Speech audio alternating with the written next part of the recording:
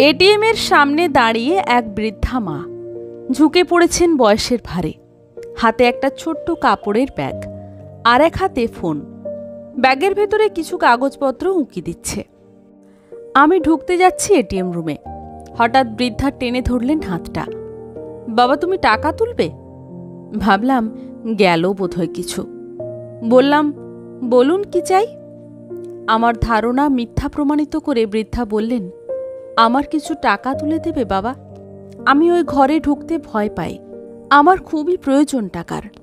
আমি বললাম, চলুন ভেতরে। বৃদ্ধা বললেন, না বাবা, আমি ওই ঠান্ডা ঘরে যেতে পারবো না। আমি বাইরে থাকছি, তুমি তুলে এনে দাও। এই নাও এটিএম কার্ড। টাকা তোলার নম্বরটা হলো 1212। আমি অবাক, এইভাবে এটিএম এর পিন কেউ বলে দেয়?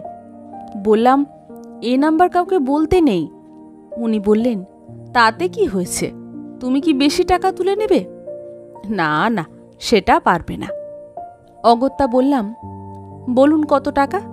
বাবা, 9000 টাকা তুলবে। দুষ্টু বুদ্ধি খেলে গেল মাথায়। আমি 9000 পরপর 3 বার তুললাম। 9000-এর বেশি হলে ফোনে ওটিপি যাবে জানি, সেজন্যই 9000 করে তুললাম, অর্থাৎ 18,000 টাকা পেলাম। ভাবলাম এতে আর এমন কি পাপ হবে, এমন খারাপ কাজ করিনি কোনোদিন। কিন্তু আজ আর লোভ সামলাতে পারলাম না। বাবার অপারেশনের খরচটা হয়ে যাবে, বাবা আবার ভালো করে হাঁটতে পারবেন। নিলাম টাকাটা। গরিবের সবসময় ন্যায়নীতি দেখলে চলে না। এরপর নিজের 2000 টাকা তুললাম। বাইরে বেরিয়ে 9000 টাকা বৃদ্ধার দিকে বাড়িয়ে দিয়ে বললাম, নিন মা। 9000-ই তুললাম। একটু হেসে বৃদ্ধা টাকাটা নিলেন। এটিএম কার্ডটাও ফেরত দিলাম। বৃদ্ধা অনেক আশীর্বাদ করলেন। তারপর বললেন, এতগুলো টাকা নিয়ে যাব, আমার বড় ভয় হচ্ছে। একটু সাথে যাবে বাবা? তুমি তো বাস থেকে নামলে দেখলাম, তোমার তো গাড়ি নেই। ওই সামনেই বোসপাড়ার বোধোদয় ক্লাবের উপরতলায় আমি থাকি। নিচটা ছেড়ে দিয়েছি ক্লাব করার জন্য। অনেকদিন ধরেই বলছিল ছেলেগুলো। অনেক ছেলে থাকে ক্লাবে সব সময়, ওরাই তো আমায় দেখে অসময়ে। একা মানুষ, এত বড় বাড়ি, ওখানে পৌঁছে দিলেই হবে। ওই যে টোটোটা যাচ্ছে, ডাকো ওটাকে। উঠে বসলাম টোটোতে। বৃদ্ধা খুঁটিয়ে সব জিজ্ঞেস করতে লাগলেন।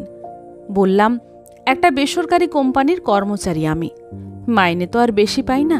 বিয়ে করেছি, একটি ছেলেও আছে। ওকে স্কুলে ভর্তি করব এবার। বাবা অসুস্থ, প্রায়ই হাসপাতালে নিয়ে যেতে হয়, স্নায়ুর গোলমাল। কলকাতা নিয়ে গিয়ে অপারেশন করালে সারবে। এখন হাঁটতে পারে না, অপারেশন হলে হাঁটতে পারবে। কিন্তু 20,000 টাকা খরচ, কোথায় পাবো? চেষ্টা করছি যদি জোগাড় করতে পারি, তাহলে বাবা আবার আগের মতো সুস্থ হয়ে যাবেন, স্বাভাবিকভাবে হাঁটতে পারবেন। এসে গেছি ওনার বাড়ির কাছে। আমি বললাম, আমি তাহলে আসি মা। বৃদ্ধা মা কিন্তু ছাড়বেন না। বললেন, তা কি হয় বাবা, আমার বাড়িতে এসে একটু মিষ্টিমুখ না করেই চলে যাবে? চলো ওপরে। নিচে সিঁড়ির পাশে ক্লাব ঘর, ক্লাব ভর্তি ছেলে, সবাই দেখছে আমাদের। সিঁড়ি দিয়ে উঠে গেলাম। একটি মেয়ে দরজা খুলে দিল। তবে যে বললেন একা থাকি। বৃদ্ধা মা বললেন, ও কমলি, কথা বলতে পারে না, তবে শুনতে পায়। আমার রান্না বান্না সব তো ওই করে, শুধু টাকা তোলার কাজটা পারে না। বিরাট বড় বাড়ি, সামনের ঘরে আমাকে বসতে দিয়ে ভেতরে ঢুকে গেলেন বৃদ্ধা। ভাবলাম পালিয়ে যাই, কিন্তু তা আর হলো না। বৃদ্ধা মা ইশারা করতে কমলি মিষ্টি এনে দিল, অনেকগুলো মিষ্টি, সাথে কয়েকটা কাজু কিশমিশ। তাড়াতাড়ি খেয়ে ফেললাম। আমি তাড়াতাড়ি পালিয়ে যেতে পারলে যেন বেঁচে যাই। বললাম, আমি আসি মা এবার। বৃদ্ধা বললেন, একটু দাঁড়াও বাবা, আমি এক্ষুনি আসছি, বলে আবার ঢুকে গেলেন ভেতরে। বৃদ্ধা যখন ফিরে এলেন তখন ওনার হাতে 2000 টাকা। বললেন, বাবা এটা নাও। আমি বললাম, এটা আবার কেন দিচ্ছেন? আমি আপনাকে টাকা তুলতে একটু সাহায্য করেছি মাত্র, তার জন্য আবার টাকা কেন? আমাকে অবাক করে দিয়ে বৃদ্ধা বললেন, ওই যে তোমার বাবার অপারেশন করাতে 20,000 খরচ বললে, তোমার কাছে তো 18,000 আছে। এই 2000 নিলেই তো হয়ে যাবে।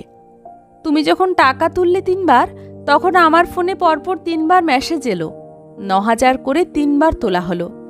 আমি তো রিটায়ার্ড শিক্ষিকা, মূর্খ তো আর নই। আমার স্বামী অধ্যাপক ছিলেন। এটিএমের ঠান্ডা ঘরে টাকা তুলতে গিয়ে আমার চোখের সামনেই স্ট্রোক হয়ে মারা যান। সেই থেকে আমি এটিএমের ওই ঠান্ডা ঘরে ঢুকি না, তারপরের থেকে এটিএমে যাইও না। ওখানে ঢুকলে আমার মন খারাপ হয়ে যায়। মনে হয় এই সেই ঠান্ডা ঘর যেখানে চিরঘুমে ঢলে পড়েছিল আমার প্রাণবন্ধু। তোমাকে বাড়িতে এনেছিলাম টাকাটা ফেরত নেব বলে। ক্লাবের ছেলেদের বললে ওরাই টাকাটা আদায় করে দিত তোমার কাছ থেকে। কিন্তু তোমার চুরির উদ্দেশ্য শুনে বুঝলাম তুমি চোর নও, ভীষণ ভালোবাসো তোমার বাবাকে। যে সন্তান চুরি করে বাবার চিকিৎসার জন্য, সে তো চোর নয় বাবা, সে এক অসহায় অসমর্থ সন্তান, যে ইচ্ছে থাকলেও বাবার চিকিৎসা করাতে পারে না। আমি নতজানু হয়ে বৃদ্ধা মায়ের পায়ের কাছে ব্যাংক থেকে নেওয়া টাকাগুলো রেখে পা দুটো জড়িয়ে ধরে বললাম, আমাকে ক্ষমা করে দিন মা, আর কখনো এমন করব না। উনি আমাকে তুলে বুকে জড়িয়ে ধরলেন। আমার দু চোখ দিয়ে গড়িয়ে পড়তে লাগলো জল। চোখের জল মুছিয়ে দিয়ে উনি বললেন, যাও বাবাকে সুস্থ করে তোলো, আরও টাকা লাগলে বলো। এক করুণাময়ী নারীর মাতৃস্নেহে স্নান করে শপথ নিলাম, জীবনে আর কোনোদিন অন্যায় করব না।